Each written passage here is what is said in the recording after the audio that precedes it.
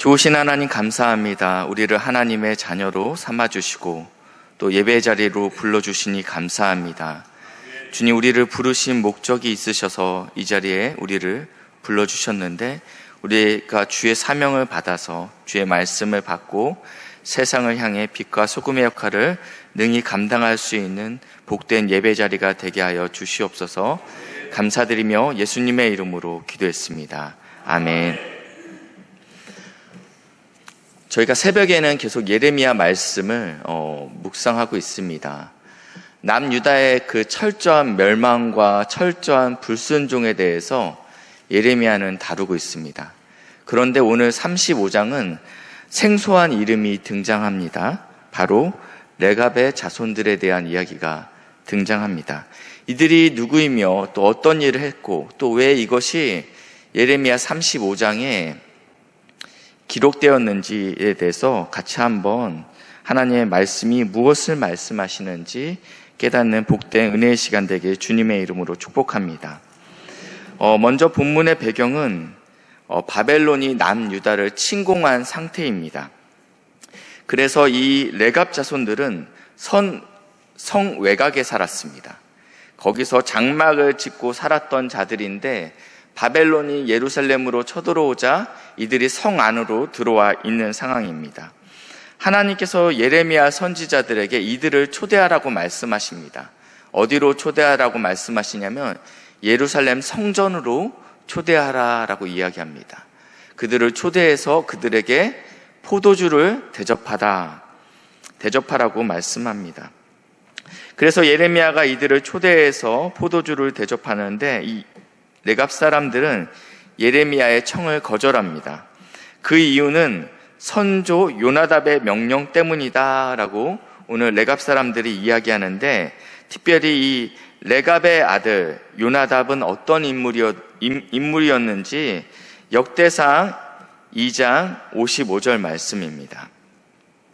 이 선조가 어떤 사람인지에 대해서 나와 있는데, 야베스에 살던 서기관 종족 곧 디락 종족과 시므앗 족종과 수갓 종족이니, 발음이 계속 꼬이네요. 이는 다 레갑 가문의 조상 함맛에게서 나온 겐 종족이라. 여기서 먼저 우리가 기억해야 될 것은 이 서기관 종족이다라고 표현하고 있습니다. 그리고 오늘 나와 있는 겐 종족이다라고 표현되고 있습니다. 이 레갑이 그 출처가 어디냐, 기원이 어디냐 보니까 겐이다라고 표현하고 있는데요. 이 겐 사람 레갑은 이 사사기 1장 16절인데요. 모세의 장인은 겐 사람이다라고 표현되고 있죠. 그러니까 이 레갑의 그 선조는 누구냐면 모세의 장인 이드로의 후손들이다라고 이야기하고 있다라는 것입니다. 사실은 이 이드로의 후손들은 미디안 광야에 살던 사람들입니다. 정확히 말하면 아브라함의 후손이 아니고요, 야곱의 12지파에 속한 사람들이 아니었다라는 것입니다. 그런데 이스라엘 백성들이 출애굽할 때 이 광야에 대해서 누구보다도 잘 알고 있었던 이드로에게 모세가 장인 이드로에게 부탁하죠. 우리와 함께 하십시다. 우리와 함께 이 가나안 땅으로 들어가면 좋을 것 같습니다. 이렇게 가나안 땅에 함께 들어와 살기를 요청했습니다. 두 번째는요, 특징은 이들은 서기관 종족이라고 표현하고 있다는 것입니다. 야베스에 살던 서기관 가문이다 라고 표현하고 있는데요, 이 서기관들은 율법을 기록하고 또 보관하고 가르치는 사람들을 서기관이라고 이야기하고 있습니다. 또한 이 율법을 가지고 어떻게 살아내야 될지 하나님의 말씀을 적용하는 것까지가 서기관의 역할이었습니다. 이 레갑 가문은 하나님의 말씀에 있어서 전문가 그룹이었다라고 오늘 역대상에 기록되어 있습니다. 이들은 겐 사람이었습니다. 레갑 자손은 그의 아들은 요나답이다라고 이야기하고 있는데, 이 요나답이 성경에 다시 한번 등장하게 되는데 어디에 등장하냐면 북이스라엘의 아합 왕 때 등장합니다. 이 아합 왕 때는 북이스라엘이 역사적으로 그리고 국력도 그리고 경제적으로 가장 풍성하고 강력했던 시대입니다. 그러지만 영적으로는 가장 음란했죠. 왜냐하면 이 아합이 결혼했던 배우자가 누구냐면 시돈의 왕 엣바알, 시돈의 왕의 이름이 엣바알인데 바알은 살아계시다 이런 뜻을 갖고 있습니다. 이름 안에 벌써 바알이 충만하죠. 이 시돈은 국교가 바알신이었습니다. 그 바알, 엣바알의 딸 이세벨을 결혼했습니다. 이세벨과 결혼한 아합 시대는 영적으로 가장 음란했죠. 그런데 하나님의 율법을 정확히 알고 여호와를 경외하는 마음을 가지고 있던 레갑의 아들 요나답은 이 북이스라엘이 여호와 하나님을 노골적으로 떠나서 그리고 바알의 신을 숭배하는 이 아합 왕조에 불만이 있었습니다. 이 특별히 요나답의 이름의 뜻은 여호와는 관대하시다 이런 뜻을 갖고 있어요. 그의 후손들이 서기관 출신들입니다. 하나님의 율법에 대해서 누구보다도 잘 알고 있는 자들입니다. 그런데 이 북이스라엘의 왕조가 여호와 하나님을 버리고 바알신을 따랐다라는 것입니다. 이 바알신은 가나안의 주신입니다. 특별히 비를 관장하는 신이에요. 비가 오느냐 안 오느냐에 따라서 그의 농사가 되고 안 되고가 결정되기 때문에 바알의 신은 비를 관장하는 신, 그리고 농사의 신, 그리고 풍요의 신이라고 이 가나안 백성들은 믿고 있었습니다.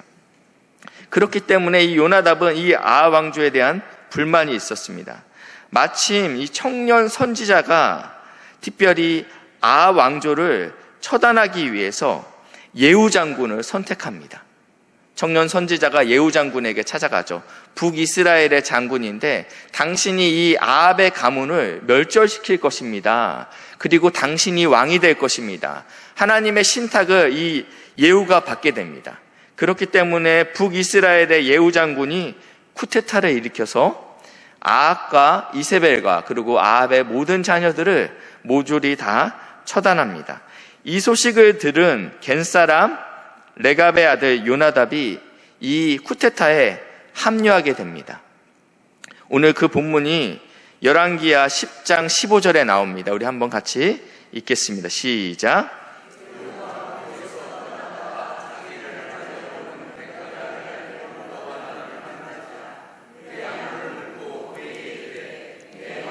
내 마음을 향하여 진실함과 같이 내 마음도 진실하냐 하니 여호나답이 대답하되 그러하다.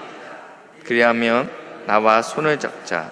손을 잡으니 예후가 끌어 병거를 올리며 같이 읽겠습니다. 이르되 나와 함께 가서 여호와를 위한 나의 열심을 보라 하고 이에 자기 병거에 태우고 예후가 지금 그의 아합의 모든 후손들까지 싸그리 다 죽이고 나서 지금 가고 있는데 그때 이 여호나답이 예후를 만나러 온다라는 것입니다. 그래서 이렇게 이야기하죠. 이 예후 장군이 내 마음이 너의 마음과 향하여 진실한 같이 너도 나의 마음과 동일하냐? 이렇게 묻죠. 그러니까 그렇습니다. 그래서 나와 함께 이 손을 잡고 쿠데타를 완성시키자라고 이야기하는 거예요. 그러면서 이 병거에 같이 태우게 됩니다. 그러면서 이렇게 이야기하죠. 여호와를 위한 나의 열심을 보라. 내가 지금부터 하는 것은 하나님을 위한 일이 될 것이다. 그러면서 이 요나답의 마음에 불을 질러요. 이 땅에 지금 정치적으로 경제적으로 아주 안정적이고 부유한 것 같지만 영적으로는 굉장히 타락해 있고 음란한 이 시대에 대한 아픔을 갖고 있던 요나답 마음에 불을 질렀다라는 것입니다. 내가 이 정권을, 이 나라를 다시 한번 하나님의 나라로 만들겠다라는 마음이 요나답 안에 가득했습니다. 그래서 이 요나답이 북이스라엘의 종교개혁에 동참하게 됩니다. 그래서 백성들을 모으게 됩니다. 예후 장군이 모으죠. 그러면서 이렇게 이야기합니다. 아합 왕은 내가 죽인 그 아합은 바알을 조금 섬겼지만 나는 많이 섬길 것입니다. 여러분 걱정하지 마십시오. 여러분의 경제적 번영은 제가 보장하겠습니다. 그리고 내가 바알을 위한 큰 제사를 드리겠습니다. 그래서 바알에게 속한 모든 선지자와 제사장들은 한 사람도 빠짐없이 이 잔치에 참여해야 됩니다. 만약 참여하지 않을 시에는 바알을 섬기지 않는 걸로 내가 여기고 반드시 처단하겠습니다. 그래서 이 북이스라엘에 있는 바알을 섬기는 사람, 바알의 제사장들, 모든 사람들이 다 이 바알의 제단 앞에 모이게 됩니다. 그리고 예후 장군은 아주 철두철미하게 이 바알의 선지자들에게 특별히 준비한 예복을 입힙니다. 이들을 구별시키기 위해서 예복을 입혔다라는 것이죠. 그리고 나서 왕하 10장 23절 말씀인데요. 우리 한번 같이 읽어볼게요. 시작.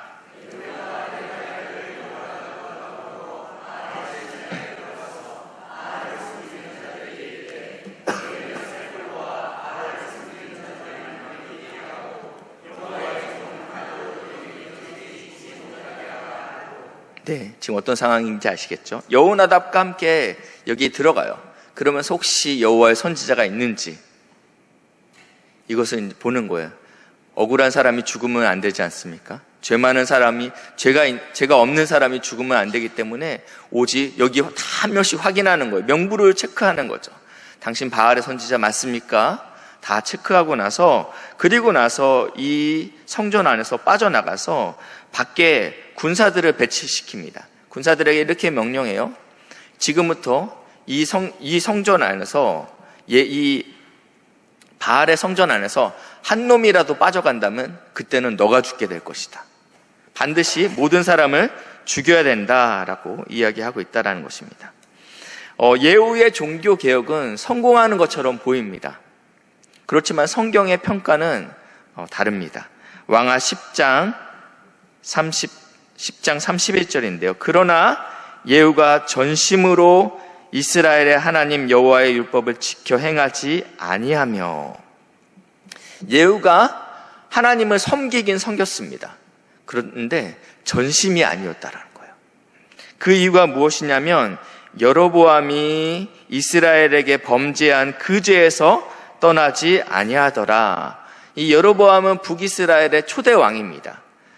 남과 북이 갈라질 때 북쪽에 살던 이스라엘 사람들이 명절만 되면 성전이 있는 예루살렘으로 자꾸 내려가니까 여로보암 마음이 불안한 거예요. 언젠가 이들이 나를 배신하겠다. 그래서 베델과 단에다가 금송아지를 세웁니다. 그러니까 북이스라엘의 최남단과 최북단에 금송아지를 세우면서 이스라엘 백성들에게 말해요. 이것이 여호와다. 너희가 예루살렘까지 굳이 그 먼 길을 갈 필요 없다. 여기서 너희가 여호와 하나님께 예배를 드려라 라고 만들어 놓은 것이 이 금송아지 사건입니다. 그렇기 때문에 예후가 그 모든 바알의 선지자들을 죽였지만 이 금송아지는 차마 없앨 수 없었습니다. 만약 이 금송아지를 없앤다 하면 북이스라엘 사람들이 예루살렘에 가는 것들을 용인할 수밖에 없는 상황이기 때문입니다. 그렇기 때문에 없애지 못했다라고 오늘 성경에서는 예후가 전심으로 행하지 아니하였다라고 표현하고 있다는 것입니다. 바알과 관련된 모든 것들을 다 제거했죠. 그렇지만 예후는 전심이 아닌 반쪽짜리 종교개혁을 실행했습니다. 이 요나답은 이것들에 대해서 개혁에 대한 실망감이 이 안에 있었을 거라고 생각이 듭니다. 요나답은 그의 후손들을 불러서 이러한 명령을 내렸습니다. 그 명령이 무엇이냐면 예레미야 35장 6절 7절 한번 보시겠습니다.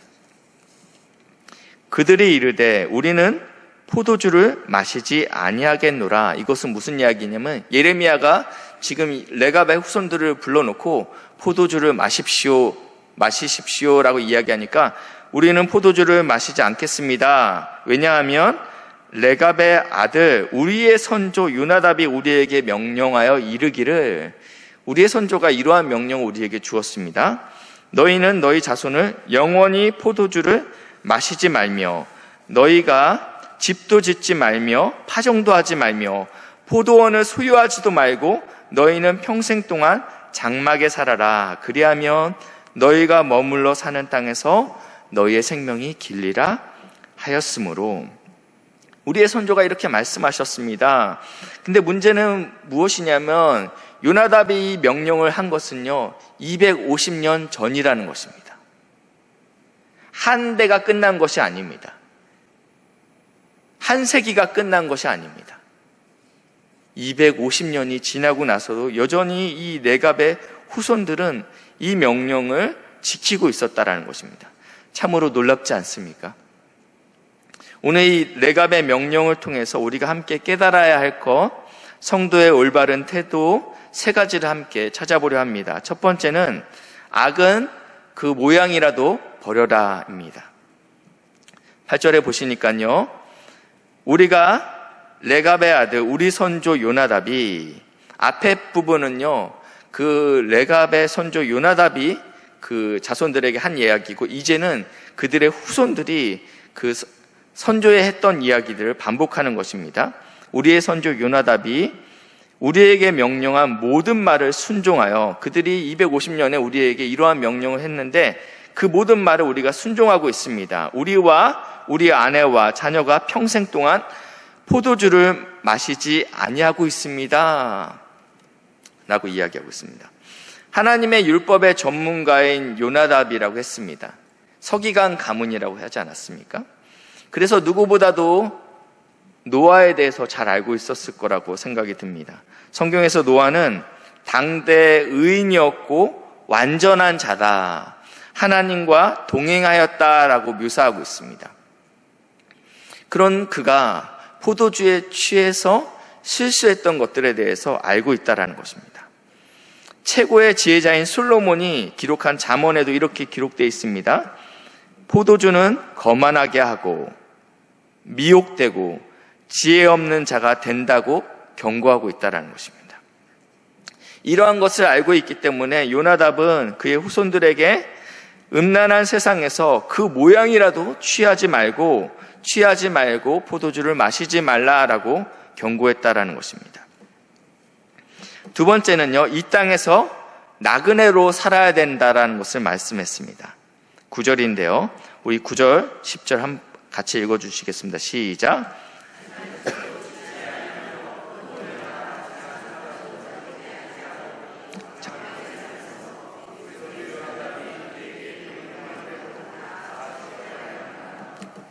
이 가나안은 농경 문화가 기본으로 깔려 있습니다. 그런데 그렇기 때문에 무엇보다도 비에 대해서 진심이었습니다. 비가 오지 않았을 때는 1년 농사가 망하기 때문입니다. 그렇기 때문에 바알 숭배에 대해서 더욱더 집중할 수밖에 없었습니다. 모든 일에 있어서 바알과 다 연결됐다라는 것입니다. 바알은 비를 내리고 땅을 비옥하게 하는 신으로 알고 있기 때문입니다. 농사의 성공을 기원하면서 바알에게 제사를 드림으로 그 농사가, 한 해 농사가 시작됩니다. 요나답은 이러한 가나안 땅의 그 문화에 물들지 않기 위해서 차라리 그러면 농사를 짓지 말아라 라고 이야기합니다. 농사를 짓지 않으면 무엇을 할 수 있습니까? 유목민밖에 될 수 없습니다. 유목민이라는 것은 풀이 자라는 곳으로 계속 이동해야 돼요. 집을 갖고 있는 의미가 없다라는 거예요. 계속 몇 개월마다 이사를 가야 되는데 집을 지었다 헐었다 할 수 없지 않습니까? 그렇기 때문에 계속 텐트를 치고 살아야 된다라는 것입니다. 이 요나답은 이 후손들에게 세상이 주는 풍요보다는 하나님 앞에서 거룩성을 지키는 것이 중요하다라는 것을 강조하기 위해서 이 명령을 주었습니다. 신명기 8장 12절 말씀에 이렇게 경고하고 있습니다. 너희가 먹어서 배부르고 아름다운 집을 짓고 거주하게 되며, 안정감을 갖고 있죠.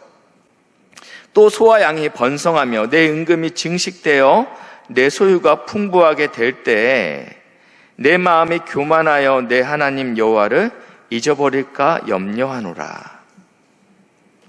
우리가 연약하지 않습니까? 목사님, 나는 괜찮습니다. 하나님이 나에게 복만 주신다면 내가 하나님을 더 잘 섬길 수 있을 것 같습니다. 그렇지만 사실은 사람은 참 연약한 존재입니다.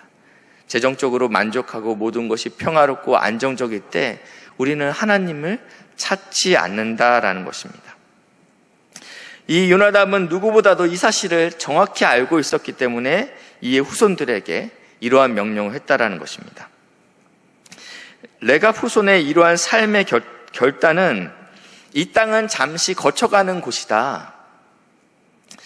우리는 이 땅에서 잠시 거쳐가는 것이라는 것들을 드러내는 믿음의 삶을 살아내야 된다. 그래서 레갑의 후손들은 이 땅에서 나그네 정신으로 살아냈는데 이 레갑의 후손들처럼 이 땅에서 나그네 정신을 살아낸 자들이 있습니다. 창세기에 나와 있는데 이들은 요셉의 형제들 이야기입니다. 온 세계가 기근으로 있을 때 애굽만은 곡물이 가득했죠. 왜냐하면 요셉이 총리로 있었기 때문에 가뭄 때마다 풍년 때마다 곡식을 차곡차곡 비축해 놨습니다. 그래서 많은 사람들이 애굽으로 곡물을 타기 위해 왔는데 그때 이 요셉과 그의 형제들이 만남으로 인해서 그의 형제들이 애굽으로 들어오게 됩니다. 그래서 애굽 왕을 아련할 기회를 이 형제들에게 주는데 이때 요셉이 형들에게 이러한 이야기를 합니다. 바로 왕이 당신들에게 직업이 무엇이냐 물을 것입니다. 그럴 때 형들은 이렇게 이야기하십시오. 우리는 목축하는 사람들입니다. 이렇게 이야기하십시오. 그런데 성경에 아이러니한 이야기가 있는데 이렇게 표현합니다. 애굽 사람은 다 목축을 가증히 여긴다라고 쓰여 있습니다. 무슨 말씀이에요? 애굽 사람들은 주기적으로 나일강이 범람함으로 인해서 애굽의 땅은 비옥합니다. 씨만 뿌리면 곡물이 엄청나게 풍년을 이루게 된다는 것입니다. 가뭄이라는 것을 상상할 수 없죠. 왜냐하면 나일강이 흐르고 있기 때문입니다. 그렇기 때문에 농업을 통해서 손쉽게 부를 축적할 수 있습니다. 이 목축은 힘든 일입니다. 그렇기 때문에 하위 계층이 주로 하는 일이었습니다. 이방인들이 하는 것들이었죠. 자국민들은 하지 않으려고 했던 것이 목축이었다라는 것입니다. 그런데 형들은 목축을 했지만 애굽에 왔으니까 고생했으니까 이제는 편한 일을 하십시오라고 충분히 이야기할 수 있는 위치에 있었습니다. 그럼에도 불구하고 자신의 형들은 목축을 했던 사람이니 여전히 목축을 하십시오라고 이야기하고 있다는 것입니다. 왜 그랬을까요?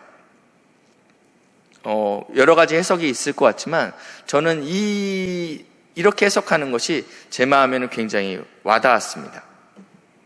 요셉은 누구보다도 이 땅이 우리가 살아야 될 영원한 땅이 아니라는 것을 믿고 있었습니다. 왜냐하면 요셉이 죽을 때 형들에게 예언합니다. 하나님께서 우리를 돌보시거든 반드시 돌보실 때가 있는데 그때는 우리가 약속의 땅 가나안 땅에 가게 될 것입니다. 형들 그때 제 유골 꼭 가져가십시오. 제가 묻혀야 할 곳은 이곳 애굽이 아닙니다. 나에게 풍요를 줬던 나에게 총리의 직함을 줬던 애굽이 아닌 하나님의 약속의 땅 가나안 땅입니다. 이 믿음이 있었다라는 거예요. 그런데 만약에 이 땅에서 내가 애굽에서 잘 먹고 잘 살아요. 나도 내 아들도 우리의 후손들도 계속적으로 높은 지위에 있고 관직을 하고 있으면 하나님께서 자 이제 시간이 됐다 가자 할 때 이것을 놓고 갈 수 있는 사람이 얼마나 되겠냐는 거죠. 우리는요, 이 땅이 너무 만족스러우면요, 사실은 본향 천국을 바라보지 못합니다. 너무 좋거든요. 모든 문제가 없고 모든 것이 평안할 때 우리는 천국을 바라볼 수 있는 존재가 아니기 때문에 이 요셉은 특별히 자신의 형제들에게 힘들고 고되지만 이곳은 나그네입니다. 이곳은 우리가 거쳐가는 곳이고 우리의 본향은 저 가나안입니다 라는 것을 알려주기 위해서 이러한 명령을 했다라는 것입니다.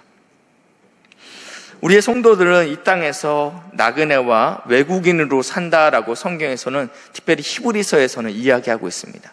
우리에게는 더 나은 본향이 있다라는 것입니다. 이것이 우리의 삶 가운데 위로가 되시는 은혜가 있길 주님의 이름으로 축복합니다. 세 번째는 말씀에 철저히 순종했습니다. 저희가 다 읽지는 않았지만 8절부터 16절에는요 쉐마라는 단어가 7번 등장합니다. 쉐마 이스라엘, 들으라 이스라엘이라는 의미죠. 이 단어가 7번 등장하는데요 비교하면서 등장합니다. 첫 번째는 이 레갑 사람들이 쓰는 쉐마라는 단어가 있고요 남유다, 이 망해가는 이스라엘 사람들이 쓰는 쉐마라는 단어가 있는데 제가 쉐마라는 단어를 빨간색으로 칠해놨습니다. 들으라 이런 뜻인데 지금 오늘 개역개정에는 순종하며 아니면 지켜 행하며 할 때 쉐마라는 단어를 썼죠. 이 레갑 사람은요, 자신의 선조 요나답이 한 모든 명령을 순종하며 쉐마하며 10절에 보시니까요, 우리에게 명령한 대로 다 쉐마하며 라고 쓰여 있습니다. 14절에요. 14절은요, A와 B가 있는데 레갑 사람에게도 쉐마가 쓰여 있고 남유다 사람에게도 쉐마라는 단어가 쓰여 있는데 보이실까요? 그 선조의 명령을 오늘까지 쉐마했다라고 쓰여 있는데 14절 하반절에 가시니까 이 남유다는요, 내가 너희에게 말하고 여호와께서 이스라엘 백성들에게 남유다에게 말했죠. 끊임없이 말해도 너희가 나에게 쉐마하지 않았다, 듣지 않았다, 순종하지 않았다라고 이야기하는 거예요. 15절 내가 내 종 모든 선지자를 너희에게 보내고 끊임없이 보냈다. 한 번만 보낸 게 아니에요. 여러 번 계속 끊임없이 보냈는데 너희가 귀를 기울이지 아니하고 내게 쉐마하지 않았다. 16절입니다. 레갑의 아들 요나답의 자손은 그의 선조가 그들에게 명령한 그 명령을 지켜 행하나 그러나 너는 그러지 않았지 않냐. 하나님께서 이 사건을 35장 남유다의 철저한 멸망과 철저한 불순종 가운데 갑자기 레갑의 후손의 사건을 다룬 것은 남유다가 얼마나 하나님의 말씀 앞에 불순종하고 있는지를 오롯이 도드라지게 드러내기 위해서 기록했습니다. 우리가 이 땅에 살면서 쉬 꺼지는 거, 아침을 먹었지만 여전히 또 점심을 먹어야 되는 쉬 꺼지는 먹을 것에, 그리고 쉬 헤어지는 옷들에 대해서, 그리고 잠시 머물고 지나갈 그 지낼 곳에 대해서 우리가 집중해서 살면 안 된다는 것입니다. 이곳은 잠깐 지나가는 나그네 같은 삶입니다. 근데 우리가 왜 여기에 집중할 수밖에 없냐면, 왜 집중하게 되냐면 영원한 것을 집중하지 않고 영원한 것에 머물지 않기 때문입니다.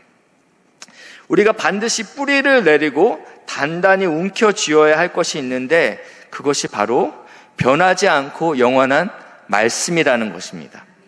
이 말씀을 쉐마하고 순종하시는 은혜가 있기를 주님의 이름으로 축복합니다.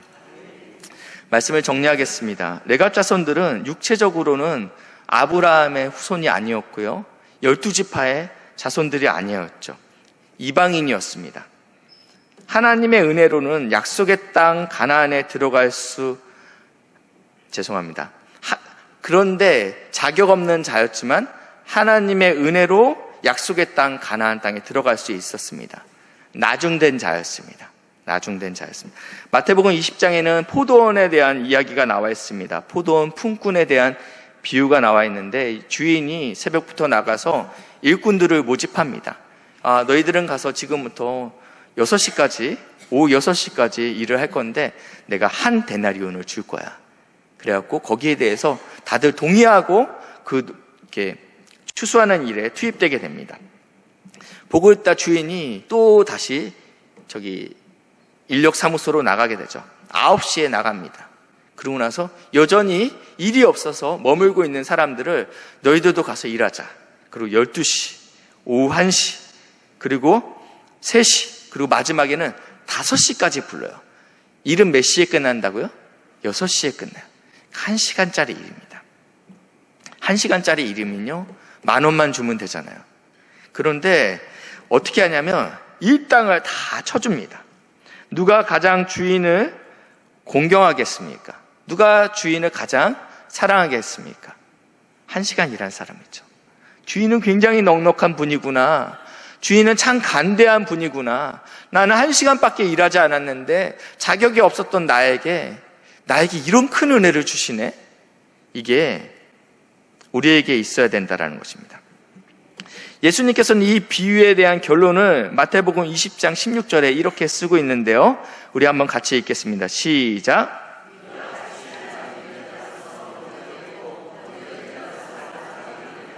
아멘.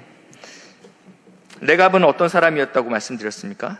약속 밖에 있었던 사람이었다고 말씀드렸어요. 아브라함의 후손이 아니었어요. 이스라엘의 12지파가 아니었어요. 이방인이었어요. 근데 은혜로 하나님께서 야, 너도 가나안 땅에 들어가자. 그 은혜를 받은 사람이라는 것입니다. 그렇기 때문에 은혜를 받은 사람은 죄를 멀리할 수 있습니다. 은혜를 받은 사람은 이 땅이 나의 본향이 아니라는 것을 알고 있어요. 은혜를 받은 사람은 하나님의 말씀을 사랑해서 철저히 순종할 수 있다라는 것입니다.